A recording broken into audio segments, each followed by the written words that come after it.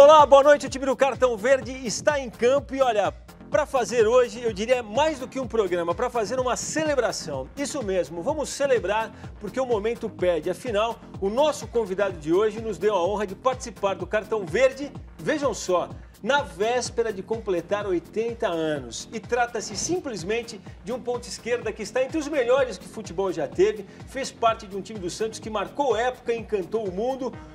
Eu diria que foi campeão do mundo em várias instâncias e eu, embora suspeito para falar, porque gosto muito dele e tive, além de tudo, o privilégio de desfrutar bons momentos ao seu lado, é sem dúvida uma das figuras mais queridas e respeitadas do futebol brasileiro. Ele é o homem que nós vimos aí na abertura, o seu José Macia, o Pepe, o canhão da Vila, que a partir de agora vai conversar comigo, com o craque Rivelino, com os jornalistas Vitor Birner e Celso Unzelt, e com vocês, que estão todos convidados também a participar do Cartão Verde com a gente a partir de agora. Muito boa noite a todos. Pepe, mais literário do que nunca, né? Porque tem uma... Você contou todas as histórias para a Giz, é isso? Um abraço a vocês, é um prazer muito grande estar outra vez. Já fazia algum tempo que eu não vinha no Demorou, Cartão né, seu Verde. Pepe? É, mas tá legal, ainda mais tá com o meu amigo Riva, que também já há algum tempo não ouvia. Feliz, estou contente, agora completando 80 anos, né? E graças a Deus, com saúde, feliz, com mulher, 4 filhos, já 6 netos. E aí, curtindo a minha filha Giza, que está se revelando também uma excelente escritora, está lançando livro, né? E tenho certeza que vai ser sucesso. A minha biografia. E só um detalhe. Muito bonito o livro. Aliás, é a imagem com a qual a gente encerrou o clipe de abertura, a gente Sem pode dúvida mostrar. alguma, grande Pepe, mas não chutou mais do que eu, não. Ih!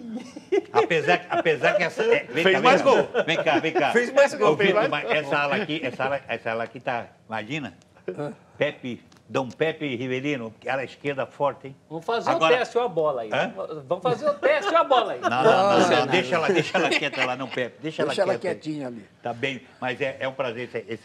Eu tenho um carinho também muito especial pelo Pepe, uma figura fantástica. Ó, o Pepe é um cara tão legal que você falou que chutava mais forte que ele, Não, nem não, assim não. ele perdeu o bom humor. Não chutar. Esse era o verdadeiro canhão da Vila, né? Eu acho que eu cheguei... Você encerrou a carreira quando, Pepe? 69. 69. Então eu joguei várias vezes, porque comecei em 65. Perdeu, né, Pepe? Perdi mais do que ganhei, realmente. Sofria. Na época, o Santos ganhava mais do que o Corinthians. Contra qualquer time. Não só contra você. Embora em 69, a partir de 65, eu tinha 30 anos, já estava o Edu levantando o voo, depois chegou o Abel, eu já não jogava tantas partidas, né? Quer dizer que enfrentei o Riva poucas vezes. Mas 69 o senhor faz pelo menos uma partida para ser tricampeão, Para não é? ser campeão. O Santos, eu não tinha jogado ainda, entrei no último jogo, né? Durante uma partida, não sei se foi 15 de Jaú, e para ser campeão de 69, né? Eu consegui ser 12 vezes, eu acredito que 12 vezes campeão paulista. Sim, mais que Como o Pelé. jogador. Mais que o Pelé, porque quando o Pelé chega, o senhor já é bi, de 55, 56. O Pelé chegou no final de 56 e o Santos tinha sido bi, 55, 56. Em 73 o Pelé ganha, que o senhor não ganha como jogador, mas ganha como técnico, que o senhor era o técnico do Pelé. Exato. 77-3, né? 73. Aquele título dividido com a Lusa. Bom, tem muita gente já querendo participar do programa com a gente aqui, mas eu vou aproveitar só para a gente falar. A gente falou do livro. O livro está, na verdade, em pré-venda. Tem um endereço que a gente vai mostrar aí ainda, que é quicante.com.br/Pepe. As pessoas podem entrar aí, eu não sei se a Ju vai conseguir mostrar, mas tem a foto do Pepe, tem todo o material aí, ó. Tem esse material que as pessoas vão poder conferir. Pode garantir um livro. O seu editor me falou que entre os brindes, para quem entrar nessa pré-venda, aí parece que o senhor vai levar 5 pessoas para participar daquela resenha embaixo da árvore lá, que tem no futebol no final de semana, né? Uma resenha que... Leva o Vitor Birner, ele fala que tem demais. Esse é um clássico, Vitor Birner. São amigos, né, Riva? Amigos de infância, que a gente, há mais de 40 anos, que a gente, todo domingo a gente fica embaixo de uma árvore lá próximo ali ao Zé Menino, mais para São Vicente, e aquele bate-papo, alguns amigos já foram embora, mas continuamos com esse bate-papo muito interessante, muito agradável, faz parte do nosso convívio. É uma curiosidade, falando disso, me vi uma coisa meio romântica que eu adoro. do futebol dos jogadores mais amigos, mais simples, mais próximos das pessoas. Se o senhor fosse o jogador do tempo de hoje, você acha que teria sido mais feliz? Mesmo o futebol, mesmo as conquistas, estou falando pelo ambiente. Acho que hoje em dia tem essa relação? Eu acredito, né, que no nosso tempo os jogadores não tinham esse estrelismo que realmente existe agora, né? Eu não digo todos, né? Porque a gente conhece muitos jogadores simples ainda, mas havia um contato mais estreito com os torcedores e... O futebol era mais familiar, Pepe? Era bem mais familiar. Era mais humano? Eu me lembro uma vez, você vê como é que era a coisa, nós fomos jogar, o Santos ia jogar com a Portuguesa Santista em Eurico Mursa. O que aconteceu? Nós trocamos de roupa na Vila Belmiro e fomos vestidos de jogador pela rua até Eurico Mursa, andando pelo menos 1 quilômetro, 1,5 quilômetros, até Eurico Mursa, eu já com a 11, outro Pelé com a 10, de chuteira e tudo? 9, pela rua, com os torcedores acompanhando. Vamos lá, não dá para perder o jogo. O Jabaquara, hoje não se pode mais fazer isso. O Jabaquara guardava o material na Vila Belmiro, né? É. Até o dia que ganhou do Santos, Aí a turma jogou do Santos de 6-4, o Jabaquara jogava na Vila Belmiro e guardava o material. Aí ganharam do Santos 6-4 no dia seguinte. Eu acho também, Pepe, que havia muito mais aproximação entre os jogadores próprios. Terminava o treino, principalmente, a gente ficava no vestiário, mas de 1 hora batendo papo. Batendo papo. Hoje em dia não se vê mais isso. Cada um pega o seu carro. Hoje em dia vê a pressa, né, de resolver, não sei lá, muitos problemas para resolver. A gente tinha essa coisa. Mesma coisa quando a gente jogava no Pacaembu. A gente parava o ônibus lá fora e havia o corredor. A gente atravessava perante aos torcedores, vamos ganhar hoje, se não ganhar. Aquele papo, né, que a gente está conhecendo. Então havia mais realmente uma integração muito maior com o jogador com o torcedor. Eu ia de São Vicente para Santos de ônibus, eu não tinha carro. Pelo menos de 55 a 61, em 61 que eu ganhei o primeiro Fusquinha, mas eu ia de ônibus e voltava de ônibus também dos treinamentos. Bom, vou citar aqui o Augusto César, Cartão Verde, um grande abraço ao humano artilheiro do meu time, querido Pepe, José Eduardo Alexandre da Silva, Felipe Aquino. Como ele tem muita... Ele pergunta aqui, qual time o Pepe já jogou? Santos e nada mais. Treinar, ele treinou uma montanha de time, mas jogar só no Santos. Teve uma proposta para jogar futebol americano no fim da carreira, não teve? Por causa do chute. E não aceitou, né? Quando estava encerrando a carreira, eu realmente recebi uma proposta para jogar futebol americano, mas não era realmente a minha praia. Ô, Rival, é o seguinte, eu vou falar do nosso sorteio aqui. O nosso sorteio de hoje, vocês vão ver que tem uma camisa do Grêmio e um exemplar do livro Minha Paixão pelo Futebol, que é escrito pelo lateral Júnior, grande jogador, fez história no Flamengo, o livro publicado pela editora Gol de Letras. E a nossa enquete de hoje é simples, mas é, acima de tudo, provocativa. E você vai ver por quê. A gente tem um professor aqui, eu reconheço no Celso Unzelt, um grande professor, mas tem 2 doutores aqui, honoris causa, em matéria de bola. E aí a gente pensou essa enquete um pouco para provocar todo mundo. A enquete é simples, como eu disse, mas é a seguinte: o futebol passou por uma transformação danada nos últimos tempos. Em outro momento também da história se falou que o futebol brasileiro era poesia e o europeu o da prosa. A pergunta para vocês é: o futebol é uma arte? Hoje não, no Brasil não. Não? Não. Para mim, hoje, que nós passamos futebol, que nós vimos já 2 campeonatos brasileiros seguidos, para mim hoje não acabou a arte no futebol brasileiro. Acabou, infelizmente. Concordo plenamente. Hoje em dia, para você assistir uma partida, está difícil, porque fica aquele jogo excessivamente defensivo, com muita gente atrás, pouca produtividade no ataque. Nós tem saudade daquela times com 2 ponteiros que chegavam no fundo e cruzavam. O Zito era considerado o 6º atacante. Hoje você vê 2 atacantes lá. O treinador está sendo ousado, está jogando com 2 na frente. Então a beleza do futebol diminuiu muito. Por isso você coloca na Europa, na Alemanha, você vê melhores jogos. Lá é arte ainda, você acha? Ainda. Lá é? Ainda, continua sendo. Somente na Alemanha, depois na Espanha. Concordo. E outro lado, e depois disso tudo vem o 7-1, que a gente não pode esquecer jamais. Aquela vergonha que nós passamos. Para acabar com a nossa pose de artista. Justamente isso. E agora, você no Brasil hoje, uma seleção brasileira que só depende de um jogador, uma seleção brasileira, Pepe. Você jogou, eu, graças a Deus, tive a felicidade de jogar 10 anos, estar numa seleção brasileira, e ficar dependendo somente do jogador é que está muito pobre. Diga, Vitor Bueno, eu sei que você está com a língua coçando, diga lá. Não, porque Se você fala que o futebol que você pratica no seu time de várzea ao contrário. Eu nem pretendo e nem vou falar isso pro pessoal ali, porque eu preciso ganhar jogos. Afinal, eu acho que o futebol é uma competição. O futebol, de vez em quando, ele simula a arte. O Santos, do Pepe, simulava a arte. A seleção brasileira de 70 simulava a arte. Mas eu não acredito em arte onde você precisa derrotar alguém. Então, para mim, o futebol é uma competição. A arte é uma outra coisa. Quando você chama ele de arte, acho que é até uma alusão, alguma coisa bonita, esteticamente, né, valorosa. Ele simula a arte e é o melhor futebol que tem de se assistir, é o que eu mais gosto. Mas ele é tão raro, pelo menos eu tenho 46 anos, mas eu vi tão pouco futebol arte na minha vida, que eu acho futebol basicamente uma competição. Mas justamente por isso que é arte. A arte é rara. Você não precisa de arte 24 horas por dia. Você não precisa de um Leonardo da Vinci a cada esquina. Leonardo da Vinci não precisava derrubar ninguém para mostrar a arte dele. O que o Riva fazia não era arte. O que o Pepe fez não é arte. Simula a arte. É arte. Tem uma vítima, a arte não precisa fazer vítimas. Os lampejos da arte. Quantos estão contigo e quantos estão com o Riva? 64% das pessoas acham que sim, é arte. 36% acham que não. Mas mesmo quem acha que não está contra o futebol, hein? Está contra o futebol que é jogado hoje, que é a diferença que vocês também fazem. Né? Então o pessoal fala, problema, por exemplo, João Renato Amorim, o problema é que há poucos artistas de fato nos dias de hoje. Então o problema não é da arte, é da falta de artistas. Essa é uma teoria, hein? Essa é uma boa teoria. É uma das teorias aqui. Sim, o futebol sempre deveria ser uma arte, diz o Anderson Gomes, também fazendo essa observação de que do jeito que está sendo jogado, não é.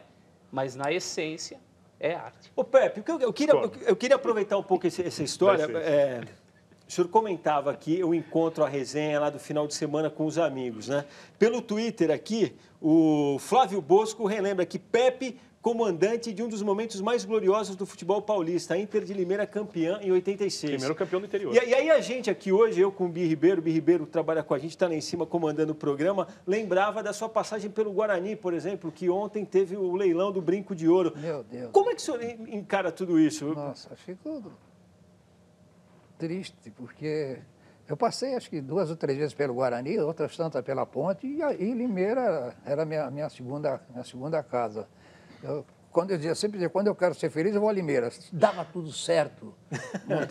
Consegui montar aquele time que foi campeão de 86. Por causa desse bom. Melhor ataque, melhor defesa, goleiro menos vazado, artilheiro, todos os requisitos. 2 jogos no Morumbi, com o Palmeiras precisando quebrar um tabu de títulos da época. Não tivemos nem direito de jogar em Limeira. Tivemos que jogar 2 jogos no Morumbi e fomos campeões assim. Eu fui aos jogos. Tato e Quita, né? Hoje, a Inter passa momentos difíceis, como a maioria dos clubes do interior. Mas faltou citar um título como técnico, aí, campeão brasileiro pelo São Paulo, no dia do aniversário, em 87. Eu também exatamente, amanhã, vai 25 de fevereiro, eu fui campeão pelo São Paulo, a torcida do São Paulo cantou parabéns a você e tal. O que também eu fico muito triste, a respeito do Guarani, né? Esse leilão praticamente está acabando. E o Guarani, um time que sempre revelou grandes jogadores. E o time, a gente sabe a dificuldade quando ia jogar em Campinas. Muito difícil. Infelizmente, a situação do Guarani é muito triste, como da Portuguesa. Como eu vejo também, o futebol como uma Portuguesa, uma tradição que tem, o estado que tem, o estado que está. Aí em 2 jogos leva 500 pessoas, porque está totalmente desacreditada pelos fatos que aconteceram até agora também. Ninguém fala mais nada, acabou, e está aí a Portuguesa. E, infelizmente, eu acho que o fim é triste também. Mas eu acho que a Portuguesa merece ir onde está.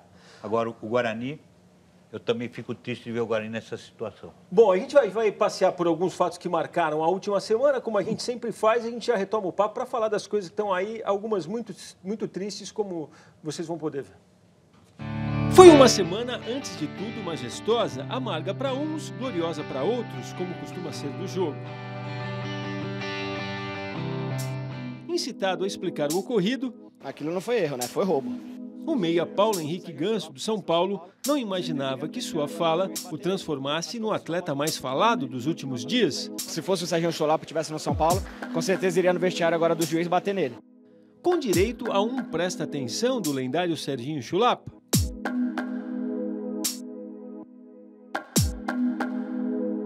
Morreu, meu! Majestosas também foram as bizarrices cometidas em nome do jogo de bola. Ou não é bizarro saber que integrantes de uma mesma organizada precisaram ser separados para evitar briga, como aconteceu com a Força Jovem do Vasco? Tão bizarro quanto foi saber que a torcida do Boca Juniors da Argentina apedrejou o ônibus do próprio time, pensando que se tratava do ônibus do time adversário.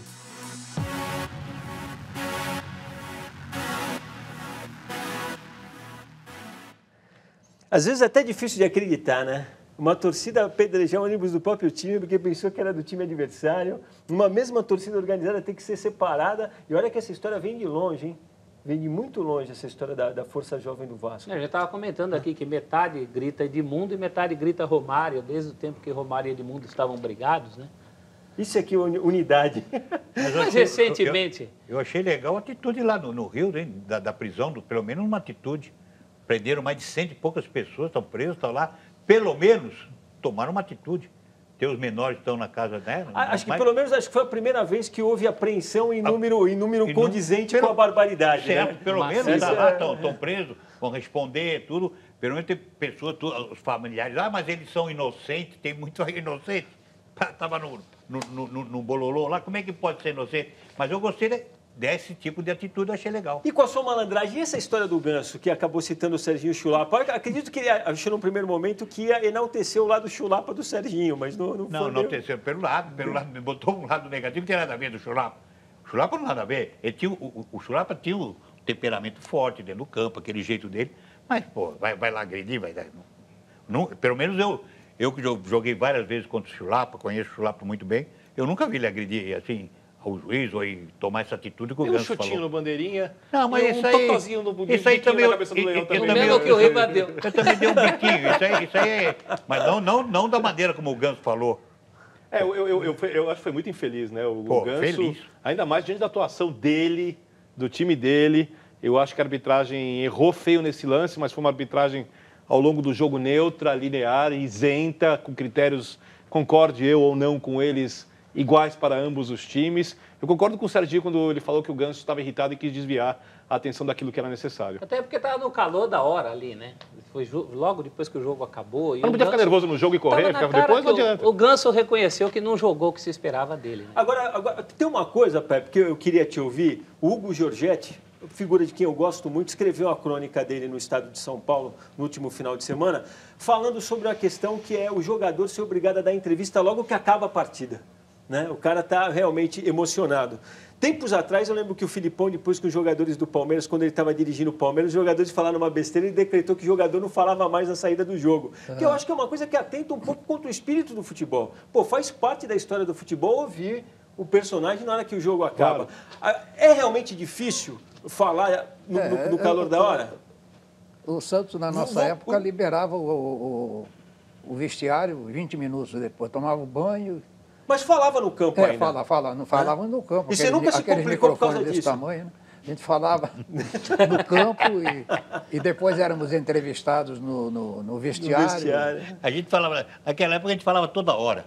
Toda hora. A gente falava de manhã, tarde, à noite, era impressionante. Porque a gente saía do treino, o jornalista já, abraçado, já conversando com um com o outro. O cara pegava, que era normal, isso aí era impressionante. Apesar que às vezes eu também... Falava besteira. Você fala, porque no calor, às vezes, você não pensa um pouco. É diferente. De repente você fala umas coisas que não deveriam ser faladas. Eu tenho testemunho aqui que eu peguei o seu Pepe ainda como técnico. Era repórter de campo na Placar. Na época, a impresso, os jornais, os veículos impressos tinham um tempinho no gramado. E o seu Pepe, essa figura maravilhosa e bem-humorada que a gente conhece. Os poucos momentos que eu peguei o seu Pepe mal-humorado era na saída depois de derrota. Como técnico, como jogador não peguei. Mas... Pudera, né? Não gostava de perder, não estava muito acostumado. Eu acho que também tem algumas coisas. Uma declaração que hoje gera muito impacto e polêmica, antigamente ela fazia parte da reação natural do ser humano, porque o futebol hoje é robotizado, a reação das torcidas é muito agressiva, vai na rede social, um xinga o outro, ataca a moral do outro, inventa a coisa do um. Quer dizer, nós estamos num mundo, lamentavelmente, politicamente correto. Né? E no seu tempo não era assim. Né? Porque o ser humano entende que o ser humano erra, que o ser humano tem seus momentos. Hoje não pode errar. Hoje é o personagem. Então, eu acho que cada coisinha que o jogador fala acaba tendo uma repercussão muito ruim. Não só por causa do jogador, por causa da reação das pessoas que ouvem aquilo. Jogador e dirigente. Os dirigentes, ultimamente, principalmente de São Paulo e Palmeiras, protagonizaram aí... Eles abusaram. Né? A gente vai falar disso já. Aliás, tem muita gente aqui provocando o assunto São Paulo. Antes a gente fala do Santos, que volta a jogar no Pacaembu no final de semana. O adversário do time santista no domingo, 6h30 será o Linense. Tem aquela questão do exame feito, né, no volante Alisson, que apontou realmente uma ruptura no ligamento cruzado anterior do joelho direito. Vai tirar ele de campo aí entre 6 e 8 meses. O Santos também está às voltas com um edema muscular, na verdade, uma coisa muito mais suave no lateral Chiquinho. Mas quem a gente vai ouvir aí é o lateral Cicinho, que vai fazer uma análise do momento que o time santista está vivendo e time que tem, nesse momento, a melhor defesa do Campeonato Paulista junto com o Corinthians. Vamos ouvir. Nossa equipe, como eu falei antes, procurou trabalhar forte na pré-temporada, para que quando começasse o campeonato, a gente começasse muito bem. Então não está sendo diferente. Nosso grupo é um grupo muito forte e vem provando isso no campeonato. E a gente procura sempre trabalhar bem, trabalhar forte, para quando chegar nos jogos, a gente não encontrar tanta dificuldade. Então a gente vem fazendo o que o professor pede, tanto quem fica de fora como quem começa titular. Quando a gente entra, a gente procura fazer também o que o outro está fazendo, para que a gente possa dar sequência no trabalho e que não caia o rendimento do jogo dentro de campo ali. Pepe, com toda a sua estrada, dá para acreditar que esse time do Santos possa encarar um Campeonato Brasileiro sem ter outros jogadores chegando? Como é que o senhor analisa o Santos atual? Só essa vida. É difícil. O time do Santos realmente é um time que está aparecendo bem, é um time jovem. Às vezes faz falta realmente um jogador mais experiente, mas até que está caminhando bem. Agora, o Campeonato Brasileiro, realmente, eu acho que o Santos vai precisar de jogadores de uma experiência maior. O senhor acha que o Robinho faz o papel desse jogador experiente? Ele sozinho consegue dar essa estrutura? É uma das coisas boas que a gente vê no Santos Futebol Clube hoje é o Robinho, porque a gente vê até o apreço, a admiração que ele tem pelo clube, né? E continua jogando bem. Mas não me parece o Robinho ser um jogador com essa característica, né? O Robinho sempre foi um jogador assim, mais levado para o lado do moleque e tal. Para ficar solto, né? Entendeu? Então... Ricardo Oliveira? Oi? Ricardo Talvez Oliveira. O Renato é um jogador, o Renato que joga na frente da zaga, tem alguma ascensão sobre os demais jogadores. Sobre os demais. Curioso que o que tem menos veterano é justamente a defesa, que está indo bem, né? Que está indo melhor. A gente citou aqui do meio campo para frente um monte de gente tem mais o Elano experiente. também, né, que voltou. Mas... E jogar em São Paulo, seu Pepe? O senhor gostava de jogar em São Paulo? No Pacaembu? Porque agora o Santos está fazendo jogos no Pacaembu, né? O torcedor daqui gosta. Não, no tempo da minha época, mais na década de 60, a gente adorava jogar na Vila Belmiro, né? E jogávamos os clássicos em São Paulo, mas preferimos jogar muito mais na Vila Belmiro, principalmente à noite, né? Quando o Santos jogava à noite, parece que o time se superava. Assim, tinha essa mística da noite? O pessoal até falava da iluminação, que colocava a luz em cima do goleiro, do adversário. Tinha essa manha mesmo. Tinha e o piso, e o gramado que tinha de areia embaixo também era pesado.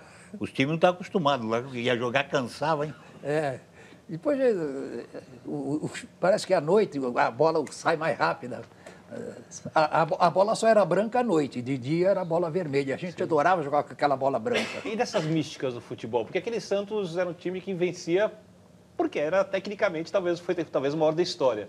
Agora, tinha também aquelas malandragens, tipo assim, o Jovelino do América de Rio Preto, para comprar, falava que baixava a trave. O outro fala que faz um buraco ali. O outro fala que não sei o quê. Jogava areia no olho do goleiro. O Riva já falou que de algumas, assim. O Santos, com todo aquele futebol, tinha alguma coisa dessas também? Não. Fala pra ele, não precisava. Com aquele time, né? Por isso que eu tô perguntando. Aí era covardia demais, né? Agora, uma questão, até para a gente passar para o São Paulo. O Robinho, fiz essa pergunta para o Pepe até para provocar um pouco isso, né? Foi um destaque, jogou bem contra a Portuguesa. Agora ele está emprestado. O Santos já até tentou começar uma conversa para para alongar o empréstimo do Robinho, que vai só até agora, o final de junho. É jogador para comprar, você acha, Riva? Eu comprar... Depende quanto, né? É que tá. Porque pô, é um jogador que vai jogar, vai praticamente, se vem para o Santos, encerra a carreira. Agora, se for um jogador, se quiserem muito dinheiro, eu acho que aí o Santos não tem como... Eu acredito que não vai querer comprá-lo. Mas é um jogador realmente ainda pela idade, aqui no Brasil ainda joga. Realmente, quando domina, quando toca na bola, quando faz a jogada, é um jogador ainda diferente. Tanto é que hoje, você vê o futebol que nós estamos, hoje fala de Robinho, fala do Danilo, fala do Sheik, fala de jogadores, se você começar a falar, jogadores com 30, 31 anos, os jogadores da moda antiga que estão fazendo sucesso. Pô, e tem um detalhe, né? Quando o Milan tirou o Robinho do Manchester City, pagou 22 milhões de euros, cara. Bom, olha a situação do Milan. Barato não vai ser, né? Isso é por isso que eu falo. Vamos para o São Paulo, que volta a campo amanhã pela Libertadores, vai receber o Danúbio do Uruguai no Morumbi, 10 da noite. Pesam sobre o time dirigido pelo Muricy Ramalho, além da derrota sofrida na estreia para o rival Corinthians. Esse clima de estranhamento entre a direção e o treinador, que fez inclusive o presidente do clube, Carlos Miguel Aidar, ir ao centro de treinamento na tarde de hoje, na intenção de acalmar ou desarmar os ânimos. O atacante Alexandre Pato falou sobre essa tal visita e também sobre a expectativa dele para a Libertadores, ele que vai estrear no torneio continental aqui. Eu acho que o presidente vem, às vezes, não sempre, mas às vezes ele vem, então eu acho que essa parte de fora... Nós, jogadores, temos que comportar como sempre. Quanto ao nosso trabalho, nós temos que jogar futebol. Essas coisas extras nós temos que deixar para a diretoria, até mesmo para a diretoria, para o treinador. Nós temos que fazer nosso trabalho. E tenho certeza que nós, jogadores, estamos muito concentrados. Nada nos afeta, nada acontece dentro do nosso grupo. O nosso grupo é muito fechado e a nossa cabeça está voltada mesmo ao nosso trabalho. E amanhã... É o primeiro jogo da Libertadores que eu posso jogar, então não vejo a hora de entrar em campo, trabalhar muito forte, porque Libertadores é um sonho de todo jogador, então não vejo a hora de jogar e buscar esse título para São Paulo. Bom, sempre se esperou muito do Alexandre Pato, agora então... Tomara que ele jogue, porque até agora também não jogou, sinceramente não jogou. Jogar, o que vem jogando aí, o ano passado, mais ou menos, uma outra partida. E eu vejo esse caso do Muricy, a gente percebe claramente que a intenção, se não for bem na Libertadores, eu acredito que o Muricy cai. Eu acredito que o Muricy cai. Se não fizer um bom trabalho na Libertadores e sair antes, eu acho que a ideia é essa. O presidente só não foi lá porque no sábado a torcida apoiou o Muricy, deu, Muricy é Muricy, porque ele gosta realmente... ele se identifica muito com o São Paulo, gosta do São Paulo, e já o que ele fez para o São Paulo, mas eu acredito que o presidente está esperando se perder, acho que cai. Bom, a gente tem imagens aí do treino de hoje do São Paulo, a conversa do Muricy com... A gente está vendo aí o Carlos Miguel Aidar, ao lado do Ataíde Gil Guerreiro, a conversa do presidente mesmo, que não vai estar aí, né, mas a conversa dele com o Muricy Ramalho, quem testemunhou disse que não durou um minuto. Na verdade, eles chegaram lá, deram as mãos, né? A gente está vendo... A direção do São Paulo, isso não só a direção do Carlos Miguel Aidar anterior, ela paga uma agência especializada em mídias sociais que passa relatórios sobre a reação das pessoas.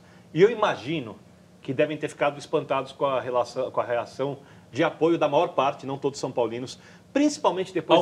Ao Muricy, principalmente depois da entrevista coletiva, que o bom entendedor foi capaz de compreender. Depois do Audax. Depois do Audax. O Muricy ali que ele falou com uma categoria que eu vou falar. Olha, eu vou falar a melhor entrevista do Muricy em todos os tempos do São Paulo. E ele fez ali um ataque indireto a algumas coisas da gestão do clube. Então, por exemplo, na Copa do Mundo, durante a Copa do Mundo do Brasil, o São Paulo foi para Orlando fazer lá uma pré-temporada. Tentaram colocar no elenco mais de 25 jogadores que o Muricy reprovou. Muricy, Gustavo e Ataíde. Obviamente isso não foi uma situação tão calma. 25 jogadores não de uma vez. Ofereciam alguns, não quero, apareciam com outros. A partir dali, o Muricy e o Gustavo ficaram um pouco na mira da direção do São Paulo da atual gestão. Só que o time embalou no segundo semestre, conseguiu a vaga para a Libertadores, cresceu e decidiram que não iam mexer. Até porque o Ataíde tem segurado muito a bronca e não deixado a crise entrar lá dentro do Morumbi. Então o Muricy, ele acredita que ele está passando por um processo de fritura. Tá? Ele acredita que ele está passando por um processo de fritura, e eu não vou desprezar o conhecimento que o Muricy tem do andamento dos bastidores do São Paulo, que é profundo, como ele mesmo disse na entrevista. Há pessoas que falam, inclusive, Vladimir, que os problemas de saúde do Muricy, 2 internações em um ano, do estresse, se agravaram muito por causa disso, porque ele nunca teve que passar por isso no São Paulo até hoje. E o presidente, ao ver essa reação ruim da torcida, foi lá hoje tentar colocar panos quentes, apaziguar os ânimos, até porque o São Paulo tem um jogo amanhã. E se o São Paulo for eliminado, se o São Paulo for eliminado da Libertadores, só completando na primeira fase, coisa que não acontece há muito tempo. E que não, eu acho difícil. Não é difícil. O São Paulo continua favorito nesse grupo, uma das 2 vagas. Isso continua, é muito barulho. mas precisa jogar futebol. O que eu acho de interessante dessa semana é porque é impossível o jogador ter a mesma postura leniente, os jogadores que tiveram contra o Corinthians amanhã. Mas amanhã eles vão a postura contra o Corinthians foi uma exceção. Não foi. O São Paulo joga assim desde o começo do ano. O São Paulo desde o começo do ano não tinha embalado, é diferente. Não, joga mole. O São Paulo não foi aquele anti-time que foi contra o Corinthians nas outras Mas o São Paulo foi mole em todos os jogos. Eu acho que continua favorito a uma das vagas e acho que tem um outro exagero anterior. Aquele exagero de todo mundo dizer que o São Paulo tinha o melhor elenco do Brasil. Não tem sequer um lateral esquerdo no time titular. Isso ficou provado contra o Corinthians. O Muricy teve que mexer para lá. Então, acho que tem que botar os pés no chão disso. Mas perder a vaga, eu acho que está longe disso. Eu também acho. Ô, Pepe, eu queria te ouvir. Muito se fala sobre o time que o São Paulo montou. Aí tem aquela coisa de que o time no papel é ótimo, mas no campo ele não reflete aquilo que ele parece ser. Como é que você interpreta esse São Paulo? Você que já viveu o São Paulo, foi campeão brasileiro com o São Paulo, como a gente já citou aqui. O São Paulo, no modo de ver, tem um time médio atualmente. Né? Médio? É um time médio. Se vê que está tentando uma reformulação com jogadores jovens. O São Paulo, de fato, sempre teve uma base boa para lançar jogadores, mas o momento não é um momento bom. E muito dependente, principalmente, do Ganso. E quando o Ganso não atravessa uma fase difícil, a bola passa muito por uma fase boa, a bola passa muito por ele, as jogadas normalmente não acontecem. Então, é um momento de expectativa. Claro, o São Paulo, pela grandeza que tem, necessita melhorar, mas o Muricy realmente vai ter muito trabalho. Então, deixa eu só fazer uma pergunta para vocês. O Centurion, que é um cara que se imaginou, se falou de um velocista, e pelo que se tem visto, ele é um cara meio, assim, consegue fazer o papel que é do Ganso. Ele pode ocupar esse espaço? Eu acho que não. Não? No Racing ele jogava numa linha de 4 na esquerda, na frente do lateral, como se fosse... Aí fica difícil. Os Inglaterra chamariam ele de winger. Não tem essa posição muito aqui exatamente igual. O Muricy está usando ele como está jogando com 3 homens de frente quando ele entra, como um atacante na direita. E a vantagem de ter o Pato, apesar de eu ter muita desconfiança que nem o River em relação ao Pato, não por causa da técnica, mas por causa da postura, o time ganha muito mais mobilidade e tal, e passa a ser muito... ter um repertório maior na parte ofensiva. Vamos ver como é que esse time vai se acertar, Valdir, porque eu acho que nem o Muricy sabe qual é o time titular do São Paulo hoje ainda. Bom, eu vou citar depois alguns São Paulinos aqui que fizeram algumas questões. Só queria encerrar esse primeiro bloco dizendo o seguinte sobre o Muricy. O que me impressionou na entrevista do Muricy, mais do que o que ele disse, foi a maneira como ele disse. Entendeu? E quando ele bateu naquela tecla, eu não sei se foram exatamente essas as palavras, mas falando, pô, sou um cara correto e tem sido difícil ser um cara correto agora no está futebol. Mais, ele falou. Não, eu acho que tem um detalhe que passou despercebido. Eu tive no São Paulo no treino numa sexta-feira, acho que foram 2 sextas atrás, e ele comentou, alguém fez a pergunta para ele com relação ao Cleiton Xavier. Né? Pô, e o Muricy falou, olha, modestamente falando, eu tenho uma relação com o jogador, seria muito fácil trazê-lo para cá, mas eu já avisei o meu agente, que por sinal é seu filho, que comigo não tem acordo, para evitar qualquer burburinho, se eu estou aqui, outro jogador do mesmo agente meu não vem. Entendeu? E ninguém noticiou isso. Para falar que ninguém noticiou, eu vi o Paulinho do blog, fez uma citação sobre isso, aproveitando o gancho para fazer uma comparação com o Mano Menezes, o que são coisas totalmente antagônicas, aí você já viu como ficou. Mas achei muito claro e muito legal da parte do Muricy, uma pena que não tenha se falado tanto nisso, porque achei uma postura realmente louvável. Eu acho que hoje o São Paulo precisa demais do Muricy para que as coisas no futebol não degringolem. Eu não estou nem falando da parte tática, da escalação, eu não gostei da escalação, acho que ele errou contra o Corinthians, não estou falando do trabalho do dia a dia, tem coisas além disso, e o Muricy é fundamental para o São Paulo se manter, digamos, austero. Mas eu tenho minhas dúvidas Se não Se fizer perder Libertadores, eu também tenho. Se não fizer, eu acredito que estão fazendo, querendo fritar o Muricy no Morumbi. Se quer numa primeira fase, eu também tenho. Ô, Pepe, eu vou encerrar o bloco contigo. O Emilson Nunes pergunta o seguinte: quais foram os 5 maiores meias que você viu jogar em todo o mundo? Maiores? Os 5 maiores meias que você viu. Dentro do futebol paulista, brasileiro? Mundial. Um está aqui ao meu lado. Ó! Você é meu amigo. Não é média, não, é verdade. Só tem 4 vagas agora. Zizinho, 2. Didi, 3. Olha, Gerson, 4. Bom, o Pelé é o concurso, né? Pelé não... Sempre foi, né? Vamos fazer, se está certo. Põe o Ademir da Guia, o Mengal. E o Maradona? Ademir? E Maradona? Vai. Só citei jogadores do Brasil, não foi? Tá. Sim, então, o Maradona também é hora concurso. Muito bem escolhido. Muito Jair bem escolhido. Rosa Pinto, você jogou com o Jair? Ele no filme, Jair Rosa Pinto? Jair da Rosa Pinto. Chutava pouco também, né, Pé? Fica mais fácil citar 10, né? Mas um time inteiro de Jair meia. da Rosa Pinto foi fantástico. Dorval, Jair, Pagão, Pelé e Pepe foi o primeiro grande Ele não era ataque do chamado de Santos. coice de mula? Coice de mula também por causa do chute, não era o Jair? Jair era coice de mula. Da canelinha, chutava muito forte com a canhota. Canhão da Vila, patada atômica Eu ia e perguntar coice pra de ele, mula. eu ia perguntar pra ele qual é o chute, que o jogador que bate mais forte na bola que ele já viu, mas eu acho que não dá tempo. Dá tempo? Talvez no próximo bloco. Vamos esperar para ter tempo de o Pepe pensar. Vamos fazer rapidinho nosso primeiro intervalo. Na volta, entre outras coisas, falaremos de Corinthians e Palmeiras e colocaremos o nosso Riva aqui em mais uma dividida. Até já.